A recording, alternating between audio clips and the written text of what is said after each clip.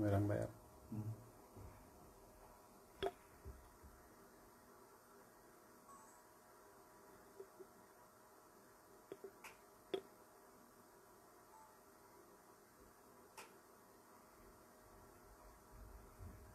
Koşuldu.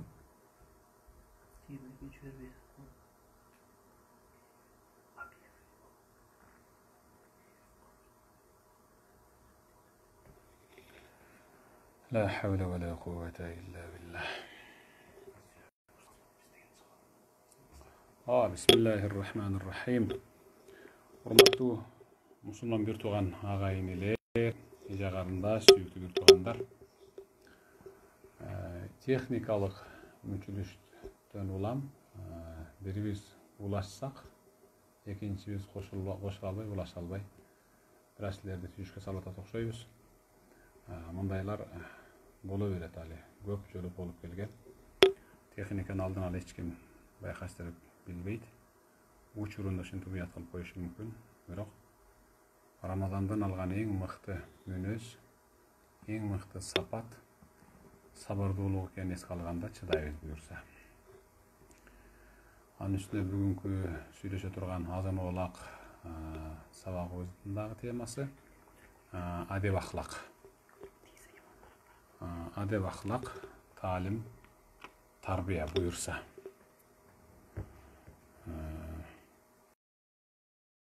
Çoğuştan bizge hoşunu bayatak. Sabahımızda tüveret okşayız.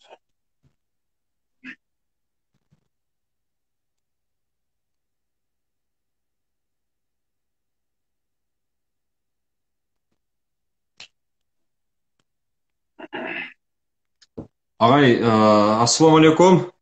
Байланыш жакшыбы? Байланыш жакшы, эми sen көрүнбөй калдың. Баштай берелим да агай эфирде. Баштай берели, бул дагы техникалык Сиз көрүнүдөсүз. Assalamu alaikum. Урматтуу жалпы достор, Кыргыз кыраны мотивациялык Instagram долбоорубуздун бүгүнкү коногу Кыргызстан мусулмандарынын дин башкармасынын аппарат жетекчиси Устаз Садыбакас Ажы Доолов болмокчу. Бүгүнкү биздин семинар эфирибиздин темасы адеп ахлак, таалим, тарбия боюнча жакшы сабагыбыз болот. Андан соң ошол эфирибиздин соңку бөлүгүндө ушул суроо жооп бөлүгү дагы бар. Сиздерден келген суроолор болсо сөзсүз түрдө жооп алууга аракет жасайбыз. Агай, анда эфириңизди сабагыңызды баштай бериңиз. Bismillah, velhamdülillah, ve salatu ve selamu ala Resulillah. Eddalu alal hayri kefa'alih, Peygamberimiz жақшы işke sebepçi bolğan insan oşol жақшы iştin özün jasagançalyk dengээлеги soğup деген.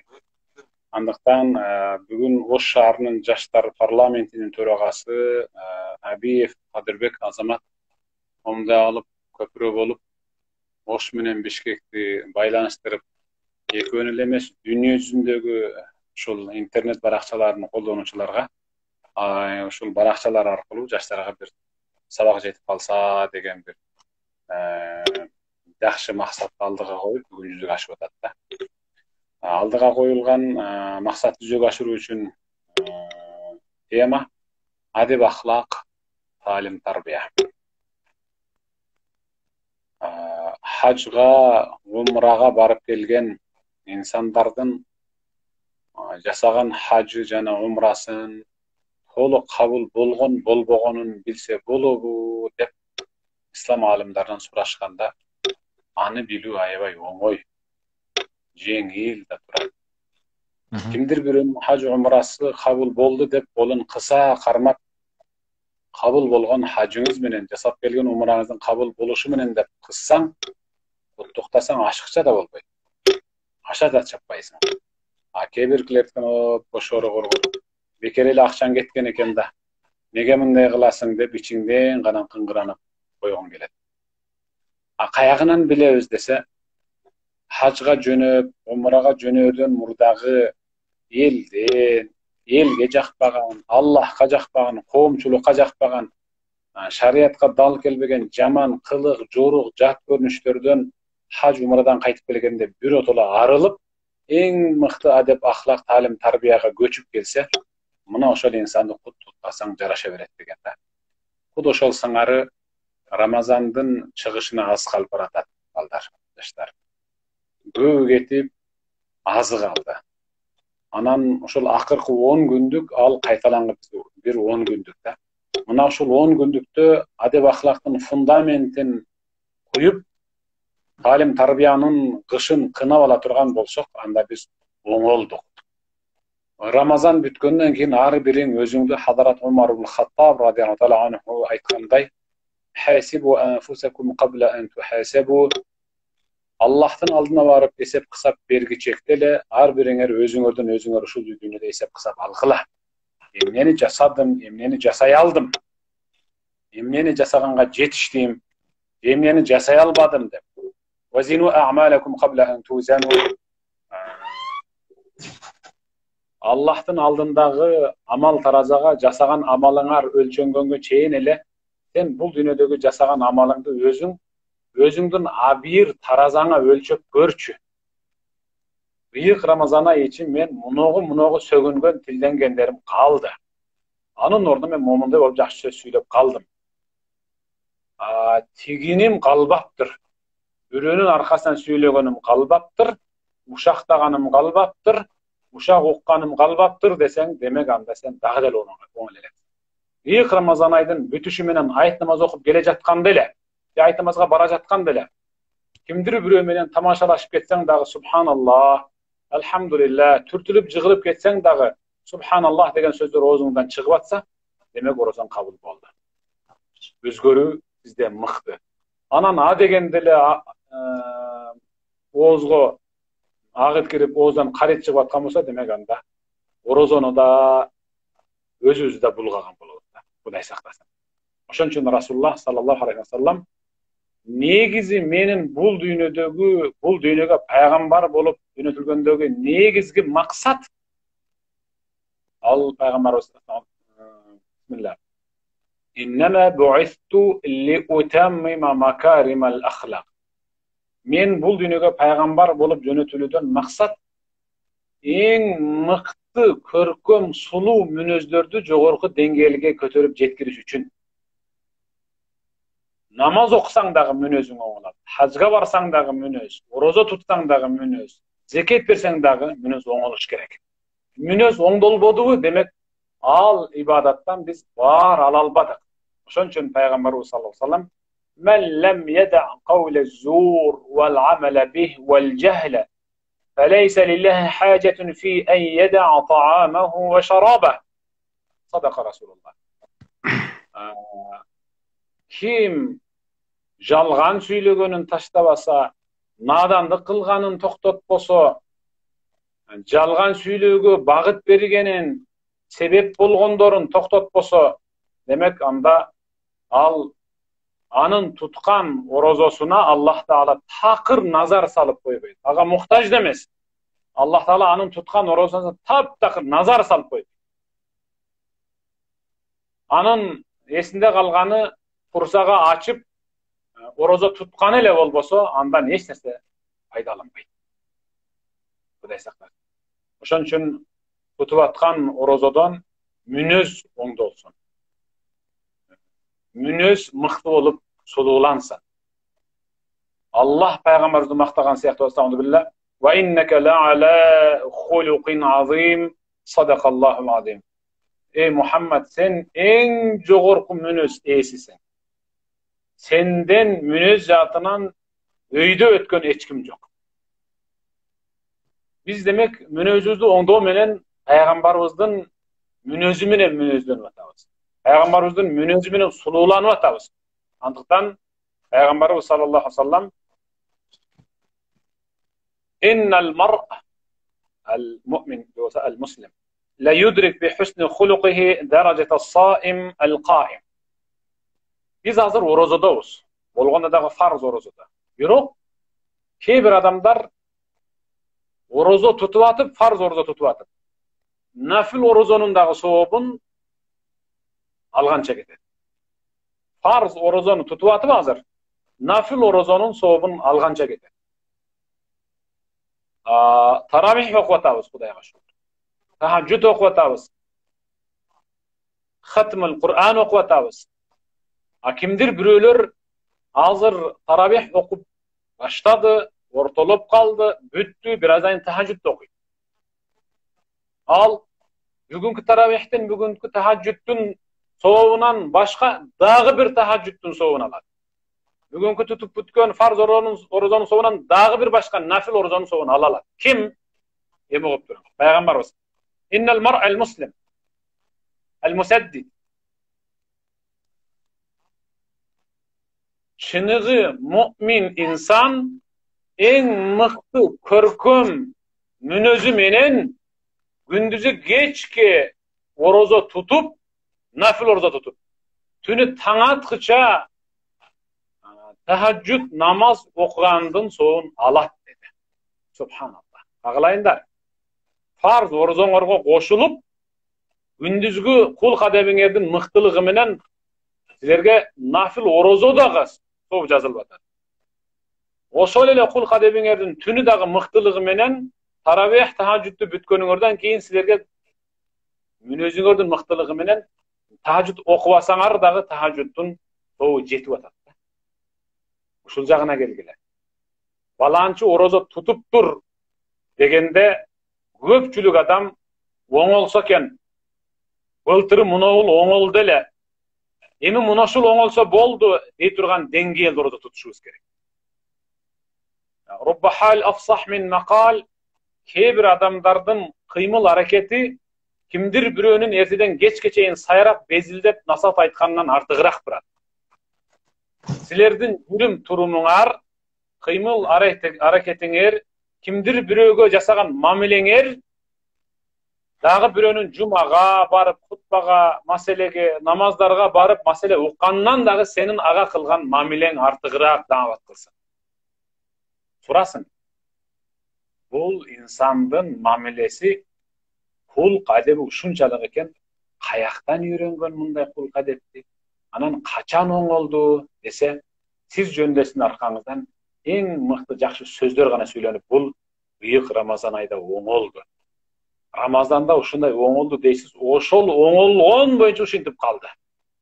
Oy uşunun tutkan orozosuna suktanyp ýürübüz. Bizdin tutkan orozobuz uşunun tutkan orozosuna jetpeydi adam. Biz özübüzdün münözübüzdün oňdol bogonundan bizni tutkan orozosунун şoňasyna eleşpeyt dep ökünçte geletimiz. Deý turgan deňgeýilde orozo tutuşubuz gerek. Gyýyk Ramazan aýdan akyrky güni İslam alimler aýtgan. Gyýyk Ramazan aýdan akyrky günde kim emnege niyet kılıp, kim emne menen köbürök alek bolup, kim emnege kadam taşlap, kol uzatıp hareket ile kılıp kalsa, Allah anı Ramazandan keyin dagı ömürünün ayagyna çeyin oşol jaşo menen jaşatat, yana oşondoy kul kadep münöz menen öldüret degen. Tagıragı men Rabbim uşul akırkı 10 günlükte oňoloýyn dese Allah anı oňdoýdy.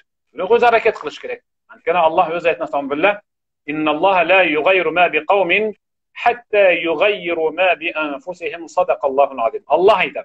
Bendem kalıptanıp kalgan jaman, kılık, joruktan bir otulu özü suurulup, çıgıp, jakşı adep ahlakka ötüp özgörmeyince men aga hiç kaçan jaşosuna özgörtüp girgizbeymin degen. Özgörүүnü mına biz bugün özübüzden başlaşybız gerek. Kelgile mıktı özgörүүnü başlaýlar. Kimdir birөө uşul Gyýyk Ramazan aýynyň akyrky 10 günlüğünde Kur'an barakta bile okup kala turgan bolsa, anın ömürünün ayagyna çeyin uşu söýmöý menen barmagy Kur'an baraktap kalat. Okuyt. Kim uşul Gyýyk Ramazan aýynyň akyrky 10 günün tününde internetten jaman tasmalardy, jaman süretlerdi, jaman sözlerdi görүү jana any jönötüp jaýyltуу menen, tarkatуу menen alektense, al ömürünün ayagyna çeyin uşak aýtуу, uşak jaýyltуу, imiş çygarуу menen gana alek bolar. Jada kalsa al kişi ölüp atkanda da Erkek bolsa ayalının, oğlunun, kızının bir ayıbın aytıp durup anan ölet degen. La ilahe illallah Muhammed Rasulullah deb öle albay. Al birönün ayıbın aytıp uşak aytıp atıp anan ölet degen. Kuday saklasın. Oňoluga hareket kılalar arkadaşlar, kagılayınlar. Ulu muundun dilinde bir söz var. Gelecek bizim şu yaşlarda. Bul gelecek muun dep alar ayabay sizlerden bir mıhtı nerseni ümit kılıp keletip da. Oşolordun ümitün aktagıday kılıp. Men ötkenki sabagımda aytkanday. Rajulun bi afi rical degen 1000 kişiге arzygan bir insan. Milyonga arzygan bir insan bolup yaşaylı. Biz oşonda inşallah oňolubuz. Eň negizgisi münözdoňdur. Rasulullah sallallahu aleyhi ve sellem egerde güzgüge görüne turgan bolsa biz siyahtı jasanış üçün görünbeydiler. Köpkö uzaka turup ýagyn kaçlap turbaydylar. Peygamberimiz sırttan gelgen başka din öküldörünün İslam dininde kabul alam degenine gana biraz kozdonup jasarım çıkıp bara jatıp üýünün içindeki tup-tunuk su tolturulgan gazanga iyilip bir tiktep durup özünün başı, üstü başını biraz oňdop anan çıgat eder. Özü güzgü görünü sünnet. Birok güzgü görünüp atkanda dağı bir sözde aytуу sünnet. Peygamberim ne degen? Allahümme hassin huluki kema hassente halqi. Ya Rab, ey jaratan Allah. Menin kelbetimdi oğuz kılganday, emi münözümdü dağı sulu kılgın deydi. Allahu akbar. Karabayız, Peygamberden güzgüge görüngöndögü duası. Allah'ım, kelbetimde çıraylı kıldın, oğuz kıldın. Emi şu münözümü dağı kelbetime jaraşa, dal geldirip, töp geldirip bir sulu kıl dep dua kıladı. Bayağı ayday, çırayın, kıktay, kılığı buzuptur degen söz bekerinden kalgan emes de kagılayın. Sululuğun jolda kalsın. Noğul adep, ahlak, ürüm, turum, talim, tarbiya, taykı bolup, tayız ele bola turgan bolsa, böksü bolup, göröngö boş ele bola turgan bolsa, anda anın çırayını çılap içet bilen. Eň negizgisi İslam menen oňdolgan, sunna menen bolgan, hadis jana ayat menen sululangan münözge hiç nerse jetmeydi. Alemi siz kimdir birönün bir sözün jakşı görösüz. Dağı birö kimdir birönün basıgın, gülgönün, ırrın jakşı göröt. Alemi bizdin içimizden Peygamberge eň süýüklübüz, boyubuz uzunu, je kıskası, je taraza salmaklısı, je dasmiyalısı emes, je tündüktük, je tüştüktük emes. Peygamber sallallahu aleyhi ve sellem inne min ahabbikum ileyye ahasenikum ahlaqa. Maňa sizlerden araňardan eň süýüktü, eň jagymdy görüne turganyňar kıyamatda. Maga eň jagymduragyňar sizlerden araňardan münözü eň myktylar. Odono emes, hors emes, hopol emes, nazik, munayim, jumşak bolgan insan demek almaga eň süýüktü. Eň jakyn, eň süýüktü görünет, eň jagymdy, eň sulu görünет. A Peygamberge eň jakyn, eň jagymdy görüngen insan al Peygamber şafatyna ileşdi degen düşünük. Bazarda iki kişi durat eder. İki kişi katar turup suda kılat eder. Biri uksus satat eder. Uksus sirke. Biri bal satat eder. Yökö uşunda janaşa turat. Aябай jakyn. Bazarga girgen kardardın bari uksus satkan kişinin uksusundan alçı. Anan bal satkan satıwçy uksus satkan şerigine adamlar emni akılından azıp kalgan. Kıyıl ele akılından azıp ere solunup kalgan. Ese uksus satkan kişi ayem ne oldu? Oy moňa garabaysın bu. Bal degen nerse Kur'anda gelse, ayatta gelse, darlyk kasiyetin Allah da Peygamber da jetkirip aytyp berse, jaşnakay turgan, jegen sayın adamın jegindi keltirgen, jıttagan sayın adam uşunçalyk murdun jara turgan, kaňjyrykty şunday jarre turgan mykty to baly tursa, тамчысын жесең дагы таңдайыңды күйгүзүп бере турган сендеги ачуу уксусталып атканына таң калам да. Адамдар кыйла эле акылдан азып калган эмеспи? Уксус саткан киши бал саткан шеригине карап туруп, адамдар бузулган эмес, досум, адамдар бузулган эмес. А эмнеге? Мен ачуу болгон уксусту бал тилим менен сатып атам. Sen balыңды уксус аралашкан тил менен сүйлөгөндүгүң үчүн сенин балаңа эч ким жакындагысы келбейт деп айтып. Анықтан кагылайыңдар, бал тилдүү болгула. Бал тилдүү болсоңор бар деп бүтөт. Ачуусу келип жаткан киши дагы, инсан дагы бал тилге салып сүйлөсөңүз жибип кетет. Наристеге канчалык ширин сүйлөсөң ошончолук дагы келе берет. Ал бирөөнүн наристеси болсо дагы эркелетип, жакшынакай сүйлөп койсоң, ал келе берет дагы. Андыктан быйык Рамазан айдын силерге болгон бир таасири, сабагы тилиңерди оңдогода. Мына бул Расулуллах саллаллаху алейхи ва саллам "Ала ухбирукум бимен яхрум алейхин нар" тозок кимди куйгуза албайт айтайынбы деп аяк. Тозок кимди куйгуза албайт? Бул дегени араңардан ким тозокко түшпөшүн айтып берейинби деди. Сахабалар баары селт этти. Анткени баары тозоктон кутулуп бейишке киргиси келет да. Мен деле баары ушуп турабыз азыр. Калу бела я Расулуллах. Бу Аллахтын ата-энебизден садака болуп кетти. Айта салыңчы. А өзү биздин жашоодогу негизи максатыбыз ушул да. Тозоктон кутулуп бейиштик болуу. Пайгамбар айтты: "Kulli hayyin layyin qaribin sahl." Ар бир жумшак, аябай жеңил желпи. Атка жеңил, тайга чак деп кызматка жеңил го. Баягы жамбашы оор болуп отуруп калат да кебир. Жок.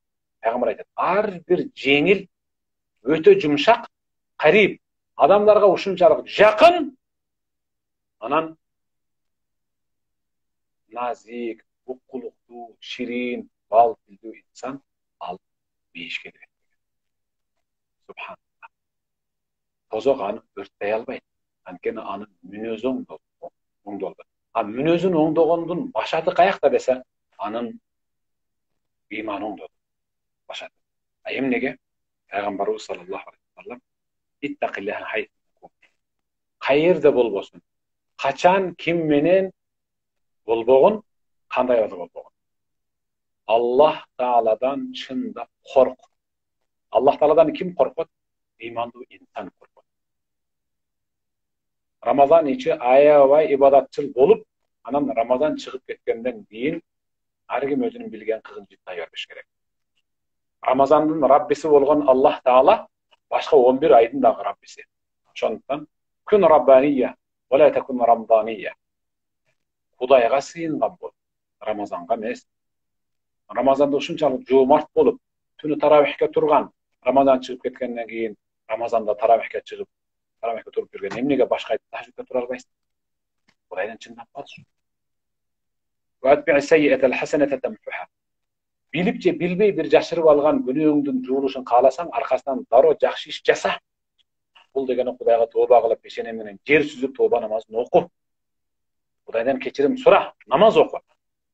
Эми үчүнчүсү карап. Ва халиqin nas bi khuluqin hasan. Адамдар менен эң мыкты мамиледе, эң мыкты мүнөз менен мамиледе бол. Алар канчалык жаман сүйлөсө дагы, сөз түрдө аларга мыкты жооп кайтар. Эмнеге? Эшек тееп алса, теппейсиң. Ит тиштеп алса, тиштебейсиң.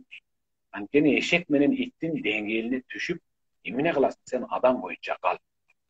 Сени иттин, эшектин деңгээлине түшүп, акарат кылып аткан адамдар деңгээлине түшүң менен, сен дагы ошол адамдардын салмагын чалган андакай болот. Ошон үчүн кошунасы дайым үйүнөн чыккан таштандыны чакасы менен аркан кошунанын үйүнүн алдына таштап кетип калчу. Дайым ушундай кылчу эле.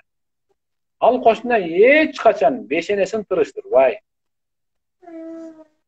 Кошунасы алдын кошуна таштаган таштанды чаканы алып, таштанды таштай турган жерге алып барып, аны таштап, чакасын таза кылып жууп, анан өзүнүн үйүнүн алдындагы эң мыкты бышкан мөмөлөрдүн эң мыктысын бирден арчып жууп тазалап туруп, анан үйүнүн алдындагы бир эки гүлдөн үзүп туруп, аябай жыттуусун болгону дагы. Ошо алмалардын үстүнө коюп, чакасын алып барып, алдыңкы мусор таштаган кошунасынын үйүнө таштап койчу да, коюп койчу. Муну көп адамдар билчү да. Бир күн сурады. Эмнеге ушундай кылат? Бул сизге жамандык кылып атты. А сиз буга моминтип кайтасыз. Эми жооп алам. Ар бир адам өзүндө барды жасайт да. Ар бир адам ичинде, жүрөгүндө, өзүндө эмне болсо ошону жасайт да.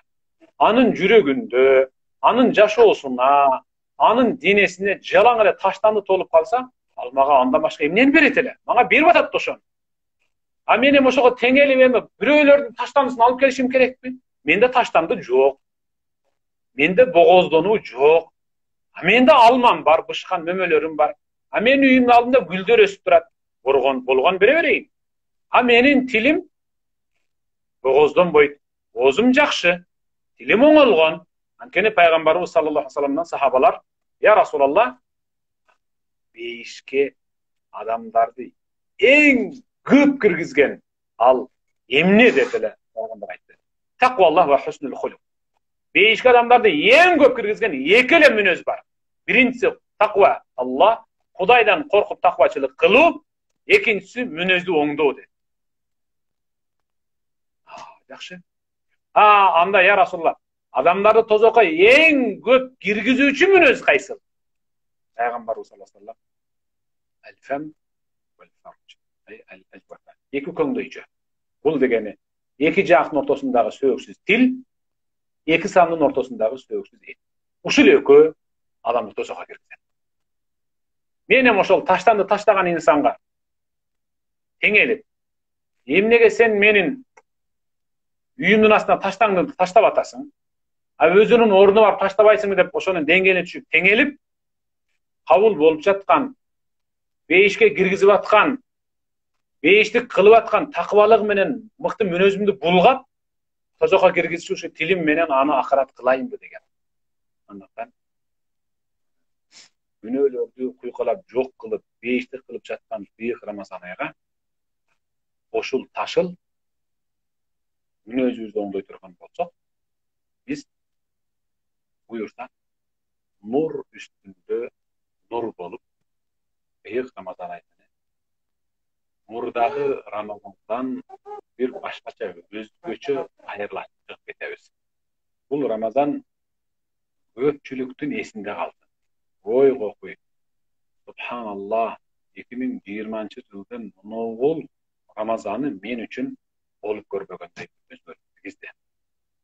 Жашоому, эки жашоому, жан дүйнөмө, үй бүлөмө, досторума мен башкача инсан болдум. Ошол өзгөргөнүм өзүмө да сезилип атат деп туткан орозобузга өзүбүз ыраазы боло турган бололу. Сөзүмдүн аягында пайгамбарыбыз саллаллаху алейхи ва саллям: "Изе сарратка хасанату ва саатка сайyiату фа анта муъмин." Садака Расулуллах. Жасаган жакшы ишиңизге кубанып, күдүңдөп, "Ой, ошону жакшы жасап койдум да" деп өзүңүзчө апкарып, жүрөгүңүз жибип, кубанычыңызды койнуңузга ката албай бирөө менен бөлөшүңүз келип, уртуңуздан жылмайып кетпей атса, анча-мынча кетирип алган кемчилигиңизге бешенеңизден каржап, кайгырып, капаланып, "Ай, ошону бекер жасадым да. Неге ошону жасап койдум" деп капаланып жатсаңыз, дейт пайгамбар. Анте муъмин. Анда сиз муъминсиз иншалла. Анда сиз муъминсиз. А муъминдин бара турган жери иншалла бейиш болот. Сүйүктүү туугандар, сабагыбыз соңуна чыгып бара жатат. Али ал суроо жооптордо болот деген эле, бирок техникалык мүмкүнчүлүктөргө байланыштуу сабагыбызды кечирээк баштаган. Музагырака сүйлөп койдум. Мен сөздү кадырлете берем. Алла разы болсун, устаз. Негизинен бир катар жакшы сөздөрдү айта кеттиңиз. жакшы сөз сүйлөгөн жакшы, аны жакшылап укканга эмне жетсин деген сөз бар. Ошол сыңарындай техникалык кемчиликтер болууда, аны үчүн баарыңыздардан кечирим сурайбыз. Агай, бизде дагы 30 минутталык убактыбыз бар. Сабагыңыз болсо улантайлы, болбосо суроо жооп бөлүгүнө өтө берели. Мейли, суроо жооп кылалы. Агай, анда мен биринчи суроону окуйун. Ассаламу алейкум, устаз, орозоңуз кабыл болсун дейт. Менин суроом төмөндөгүчө. Орозонун кабыл болгону билинеби? Окуган намаздын кабыл болгону билинеби? Эгер билинсе, кандай же кантип билинет деген суроо келиптир. Алейкум ассалам. Амин. Аллах разы болсун. Рахмат. Сиздерден да кабыл кылсын. Мен айттым го жана. Туткан орозонун кабыл болгондугу, ушул туткан орозонун аягында күнүнө өзгөрүү болуп жатса, демек туткан орозобуз кабыл болуп атат.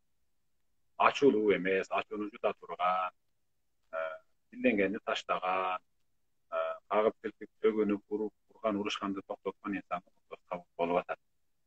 Ал эми намаз тургузган, намаз тикелеген, намаз окуган адамдын намазын кабыл болушу билинеби? Ооба. Анткени Пайгамбар саллаллаху "Мен лем тенха салатуху анил фахша вал мункар, лем язат мин Аллах илля бу'дан ва мaqta." Садака Расулулlah. Ким окуган намазы аркылуу жаман иштен, бузукулуктан тыйыла албаса, ал окуган намазы аркылуу Аллахтын кечирими менен, мээримин эмес, тескерисинче Аллахнын өчү менен азап эгин өзүнө сурай берет деген. Андыктан окуган намазыбыз менен, окуган намазыбыз аркылуу биз жаман иштерден тыйылышыбыз керек. Намаз өзү тыйып коет. Жакшылап эле ниет кылып киришсеңиз, намаз өзү тыйып коет. Ошондо орозоңуздун дагы намазыңыз дагы кабыл болгон деп билип Мен кийинки суроону окуй берейин агай. Ассаламу алейкум устаз дейт. Намаз окуп жатканда ойлору башка жакка бурула берет дейт. Бул алейкум ассалам, амин. Бул мындай көрүнүш баарыбызда бар. Баарыбызда бар да.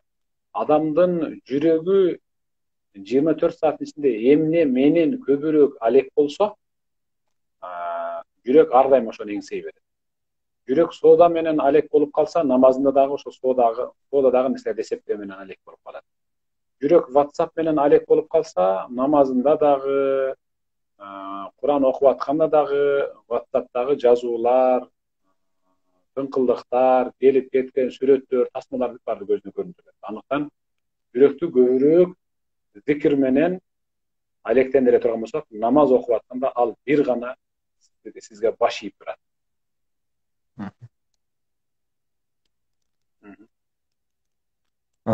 Агай, азыр көпчүлүк суроолор ушул кадыр түн боюнча келиптир. Алардын мен бирөөнү окуй кетейин дагы, ушул кадыр түн боюнча жалпы түшүнүк бере кетсеңиз.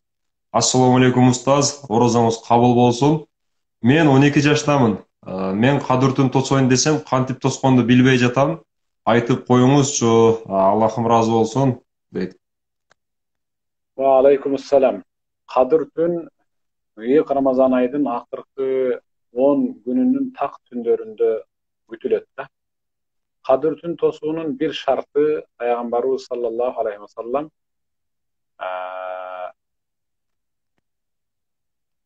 Пайгамбардан Айшаны өтүп аткылар. Иде дахала алейхил ашурул авахир мин Рамазан. Пайгамбарыбызга Рамазандын акыркы 10 күнү келип калса, Пайгамбардын аткара турган сүннөттөрү бар деп атат. Биринчиси шадда мизарах, ычкырын катуу тартып коет эле. Бул үйлөнгөндөр үчүн боло турган сүннөт. Быйык Рамазан айдын 10 түнүндө түнү менен эч кандай жыныстык катнашка барбоону сунуштап атат Пайгамбарыбыз. Сенин андай рахатыңдан, ибадат менен болгон рахат, Аллахнын мээримине, кечиримине, ырайымына чөмүлүү рахаты Аллах канча жогору турат деген түшүнүктө. Бул сүннөт өзү. Түшүнгүлө да. Экинчиси ахья лейла. Пайгамбар Рамазандын так түндөрүн эле эмес, жұп түндөрүн дагы уйкусуздук менен ибадат кылып таң аттырат деди. Бул экинчиси.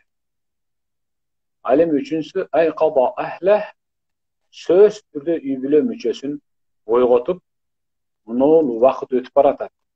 Ушул учурда сыйынып койгон эле эртең ахиретте ыраазы болосуң өзүңө деп, пайгамбар баарын ойготуп чыкты эле да.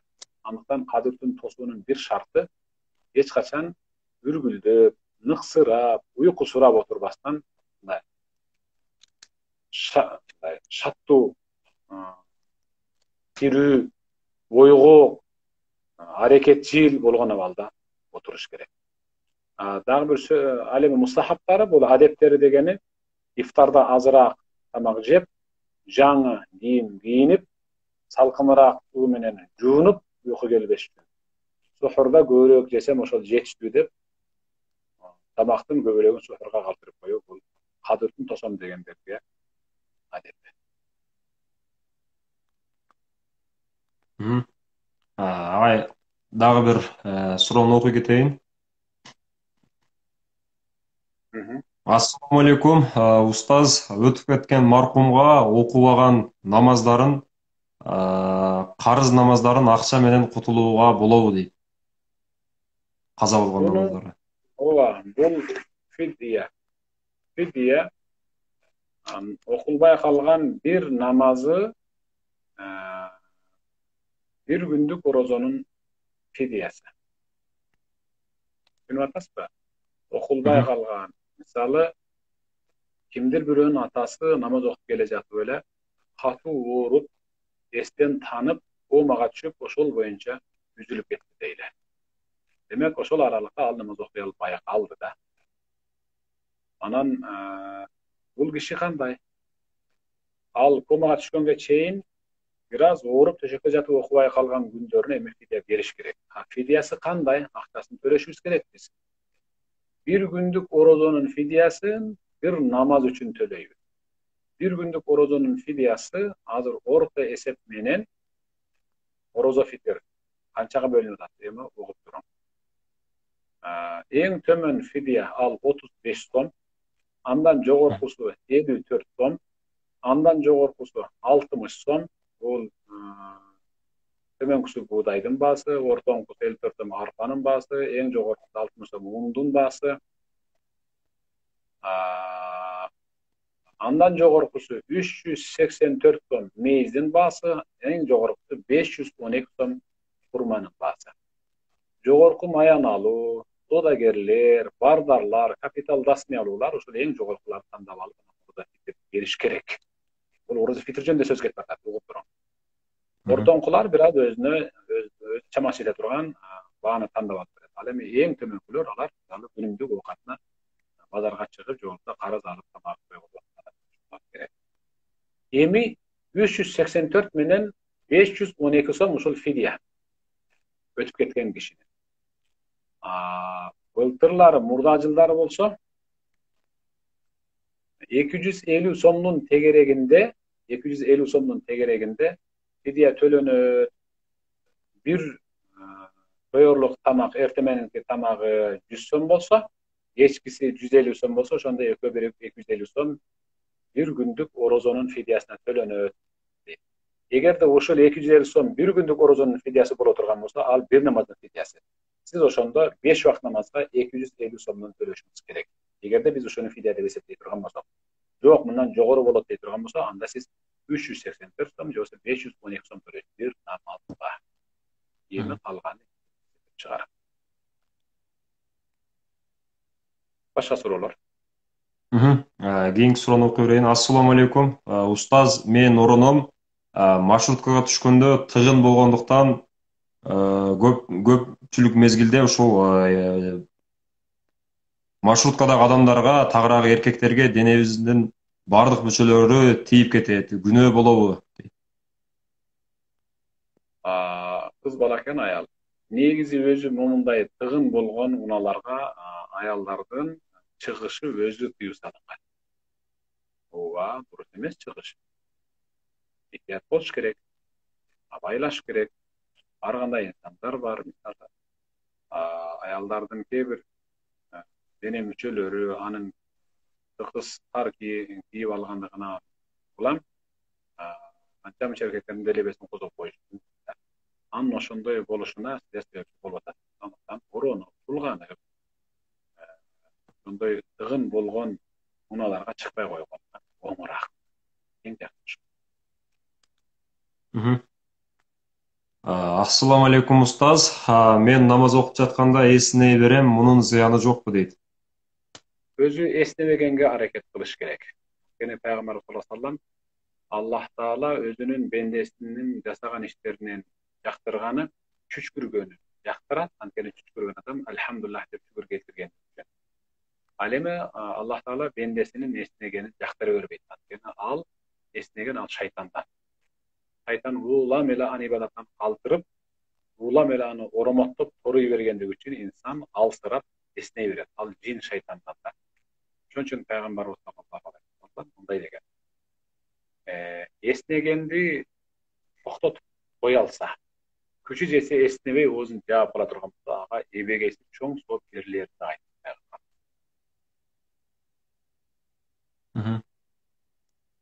Ассаламу алейкум, рахматуллаху ва баракатуху. Кандайсыз устаз? Мен намаз окуйм деп десем, баштай албай жүрөм. Намазды билбейм дейт. Ушул боюнча айта кетсеңиз. Ва алейкум ассалам ва рахматуллах. Намаз окуу аябай оңой. Көпчүлүгүнө кыйын болушу мүмкүн да. Оор көрүнүшү мүмкүн, сезилиши мүмкүн. Намаз окуу аябай оңой. Эмнеге оңой айтайынбы? Анткени сиз билген сүрөлөр менен окулат. Сиз Фатиха сүрөсүн билесиз. Сиз Ихлас сүрөсүн билесиз. Кул хуаллаху ахад. Ушул сүрө менен окулат. Калганы баары кыска сөздөр. Калганы Аллаху акбар, сами Аллаху лиман хамида, Аллаху акбар, ортолорундагы Субхан раббиял азим, Субхан раббиял а'ла деген кыска тасбих. Бул эч кимге түйшүк жарат. Аллахтан кечирим сурагысы келип, 5-6 сурагысы келген инсан үчүн бул аябай жеңил бар. Рамазан айдын ушул акыркы 10 күн бир аракет кылып, намазга шыктанып калың, өмүрүңүздүн аягына чейин намаз окуп калың. Кene пайгамбар Qurratu ayni salat. Menin bu dünyadagi eng quvonganim o'zimga shunchalik jaqqan narsa bu dunyodagi odamzodning jiynagan boyliqlarning ichidan menga eng jag'imlisi o'zimni quvongan bu namoz degan. Namozdan o'ta turgan so'ng boyliq yo'q. Tam shu namozdan kirishib qoladi. Кийинки суроого өтө берели агай. Ассаламу алейкум. Бетер садаканы кандай кылып беребиз? Биз Москвада элек дейт.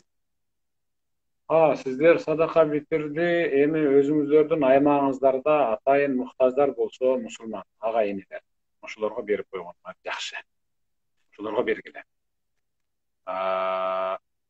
Эгерде көчөгө чыкканга, мечитке барып бергенге чамаңар жетсе, анда ошол Москвадагы чоң мечиттер бар экен, борбордук ошолорго берип сандыгына таштап кетиңер.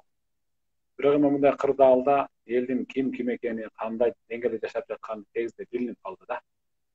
Ачыгын айтканда, көбүнчө Россия жергесиндеги биздин иштеп жүргөн агайын эже карындаштардын кыйналып атканын мен күнү эле угуп сүйлөшүп атам да тияктан.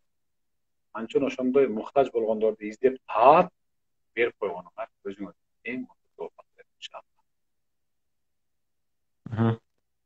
Ассаламу алейкум, устаз. Ыйманды кантип күчөтөбүз дейт.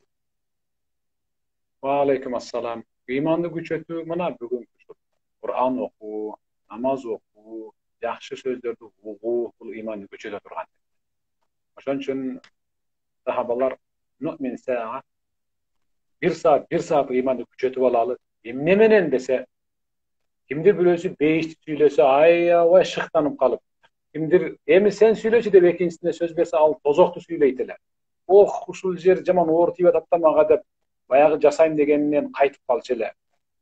Баягы ишти жасабай эле турсам бекен, намаз окубай эле турсам бекен дегендер намаз жөнүндө, бейиш жөнүндө сүйлөгөндө шыктанып жасай берчү эле. Ар кандай сабактарды угуу менен, аят хадистерди угуу же окуу менен ыйманды күчөтүү керек.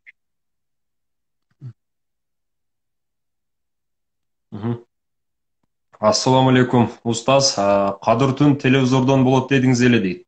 Качан болот айтып коюңузчу сураныч, Аллах ыраазы болсун дейт. Бүгүнкү кырдаалга бүгүн байланыштуу. бүгүн учурдан пайдаланып айтайын. 19-нан 20-сына өтүп жаткан кечинде буюрса 7 канал менен биз түз эфирде кадыртын тоскон атабыз. Жакшынакай сабактар болот, укулуктуу мыкты лекциялар болот, устаздар келет. Мисалы, мен өзүм ошол жерде болом таң атыкча буюрса.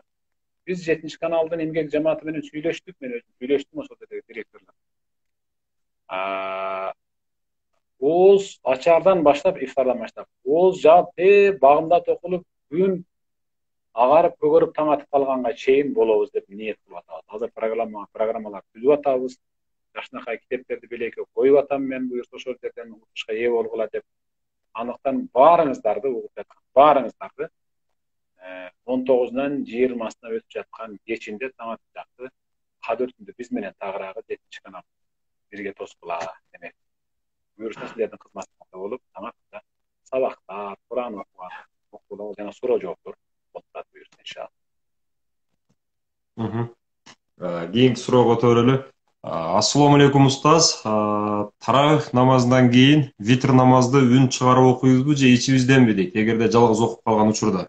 Алейкум ассалам. Эгерде сиз таравих намазын жалгыз окуй турган болсоңуз, анда таравихти да ичиңизден купуя окуйсуз, витр важипти дагы купуя окуйсуз. Эмнеге бул витр важип ашкере жарый окулуп атат? Анткени жамаат менен окулгандыгына байланыштуу гана. Сиз өзүңүз жалгыз окуп атсаңыз, анда купуя окуйсуз. Дагы бир көрүүчүдөн келген суроо. Устаз, каза болгон намаздарың болсо, нафил намаздар кабыл болбой асылып турат дептир. Ошолорго жооп берип коюңузчу дейт. Жок, бул туура эмес сөз. Ким кантип коркпой айтты экен? Каза намаздар деген ал учурунда окулбай калган намаздын орду толукталган эле. Өсөрдөн окуш керек, казаны окуш керек.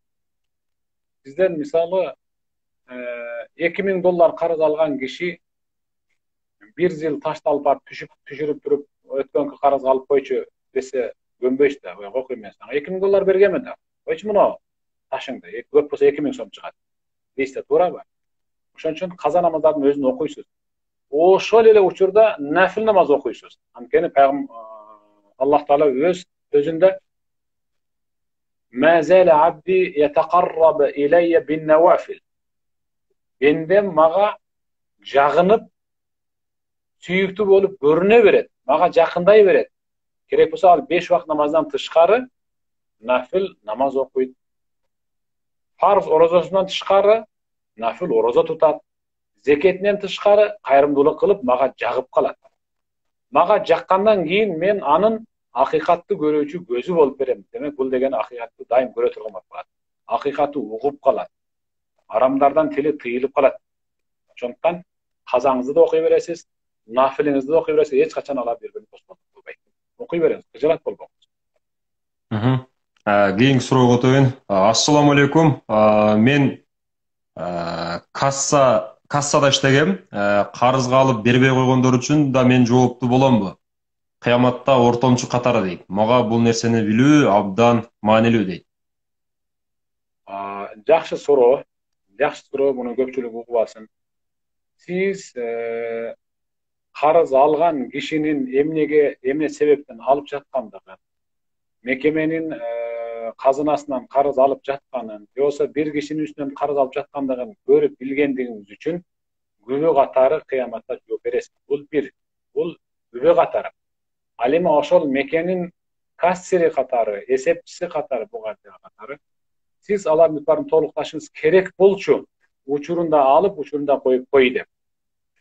Жеке адамды дагы, бир мекемени дагы, бир ишкананы дагы зыянга учураткандыгыңыз үчүн себепчи катары сиз кыяматта тура аласыз. Дагы бир суроо. Ассаламу алейкум устаз. Мен өзүм 5 убакыт намаз окуйм, аялым болсо көз ачыктарга ишенет. Кандай кылсам болот дейт? көз ачыктарга ишенүүнү пайгамбарыбыз саллаллаху алейхи вассалам тыйган. Мен ата кахинен ау аррафа. Пайгамбар айтты, ким көз ачыкка келсе, ким көз ачыкка келсе, жанында отуруп, жөн эле кадам таштап келип ошого жетиши менен деп атат. Аллах да пайгамбар айтат, Аллах Таала түшүргөн Кур'анга күфүрлүк келтирген менен бирдей. Аллах Таала түшүргөн Кур'анды, койчу бул китеп эмес да бул. Бул Кур'ан жөн эле нерсе да деп валид сөздөрдү сүйлөгөн менен бирдей.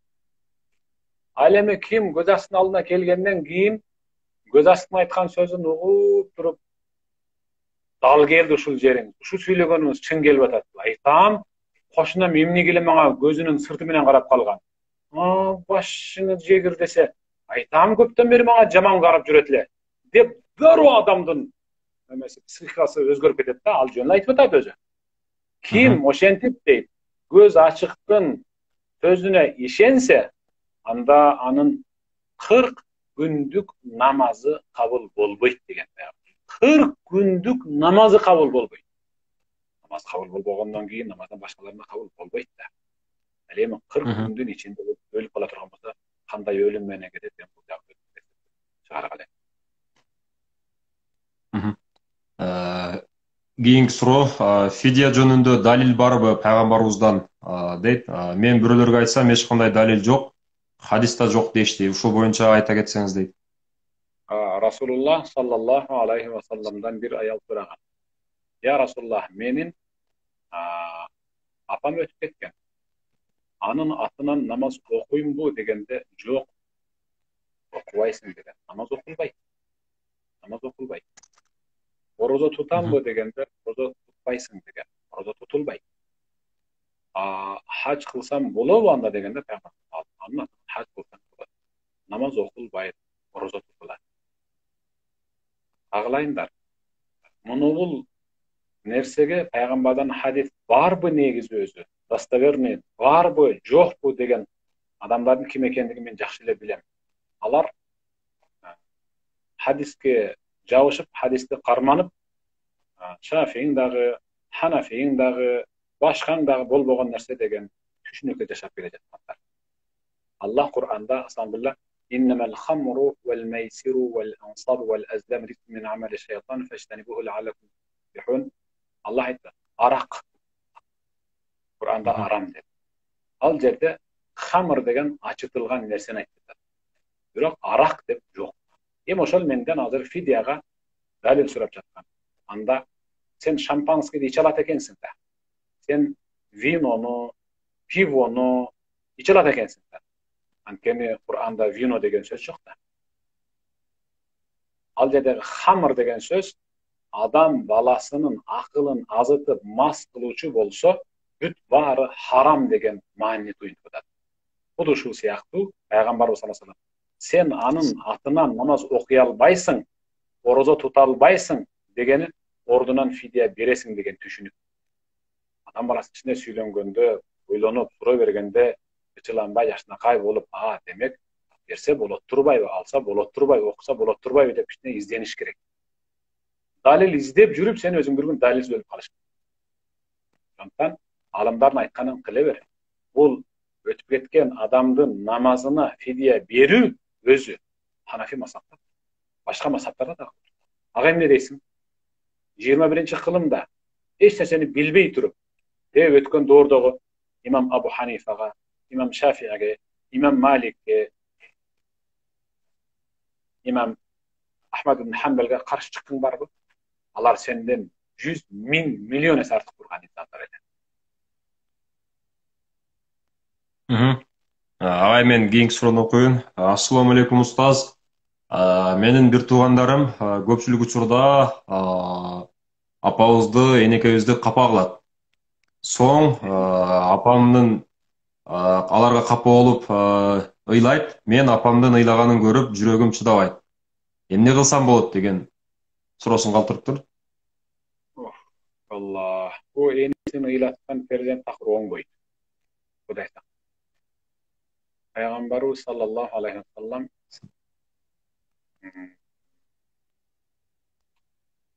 Iki günü var. Iki gününün azabın Allah Taala iki dünyada bir değil bölgü. Bu dünyada da azap var, ahirette de azap var. Oşol iki gününün biri kaysı dese ata enesinin kakşatkanının azabın Allah bu dünyada da beret, ölgüçök, biri uçurunda beret. Ölgönden keyin de beret. Bu dünyadagi azabı ballardan hiç kaçan жақсылық көрбейді. Biri екісі болбайды, жетегі жерге. Бұл ешнәрсе емес, мейлі. Ең негізгі жаман азап қайсыл? Ең негізгі жаман азап екі. Атасын, апасының қақшатқандарға бұл дүниеде беріле тұрған ең жаман азап екі. Қайсыл десе, оқыған намазы дағы, tutkan orozası da, kılgan hac, umra, kılgan kayırımdılığın birisi de kabul bolboydu. Birisi de kabul bolboydu. Bu birinci çoğun azabı. İkinci azabı kaysıl dese, ölüründe şehade menün ölelbeydi. La ilahe illallah, Muhammed Resulullah menün ölelbeydi. Al Müslüman bolup ölbeydi. Kerek demiş ol. Şunday jaman, jaşo, pas, pozoku jaşo, oşol üybülönün ballarına kerek olsun. Anda basıp kalasınca bilat. Oңолош керек de akıllı var, esi var.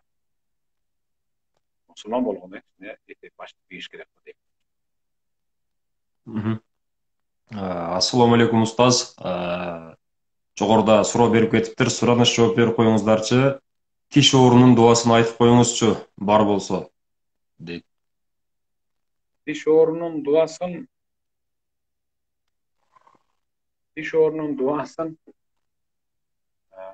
birinciden sebebini atkарыш керек. Ал тиш зака жеп калганбы, жанагындай карарып кариес болуп калганбы, барып тазалап, жашнакай кылыш керек. Анан алар дарыгерлер ой кокуй, бул бизге келбей турган тиш экен. Мындай кылып тиш барып дем салдырып алсак, ошондо дем салган жакшы. Биз окуп жүргөн учурда балдар айтат расамында, "Ва бил хакки анзалнаху ва бил хакки назал" деген аятты Organ tişti karmak durup, oşol ayatı köp okta tiş basılıp kalat deyken. Balдар tişim basılıp kaldı, tişim ayıgıp kaldı, oğrubay kaldı degen böyle gördük. Adamın içindeki bayaklı özün işenimine calaşa getiriyor. Allah türgön Kur'an'ın ayetindeki ayetlerin bardağı şifa, antena Allah öz ayetlerinde وَنُنَزِّلُ مِنَ الْقُرْآنِ مَا هُوَ شِفَاءٌ وَرَحْمَةٌ لِلْمُؤْمِنِينَ Sadakallahu azim. Men Kur'an'dan özümdün mümin mendelerime merim katarı, anan şifa katarı ayatlar düşürdüm. Halagan yerden başlap, halagan da olsam, sana merim de, şifa da oldu.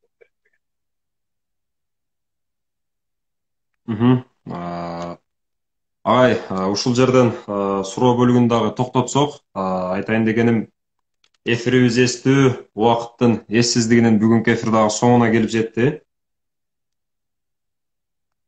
Rahmat, Allah razı olsun. Görevimden barına razıçılık. Büyük Ramazan ayına ardağı tutkan orucunlar Allah kemçiliği kabul kılsın. Ramazan'dan akırkı 10 gündüğün ibadat menen, namaz menen, Kur'an tilavatlar menen ötkörgülü. Sözün ayağını dağı bir tuttu. Büyük Ramazan aydan akırkı 10 gününde yaşırılgan Kadir tündü, tağırağı 19. yanvar, 19. maydan 20. Майга өтүп аткан күнү 26 орозодон 27 өтүп аткан күнүндө 7 каналда биз менен Кадыр түндү түз эфирде чогулдук кыла. Assalamu alaikum wa rahmatullahi wa barakatuh.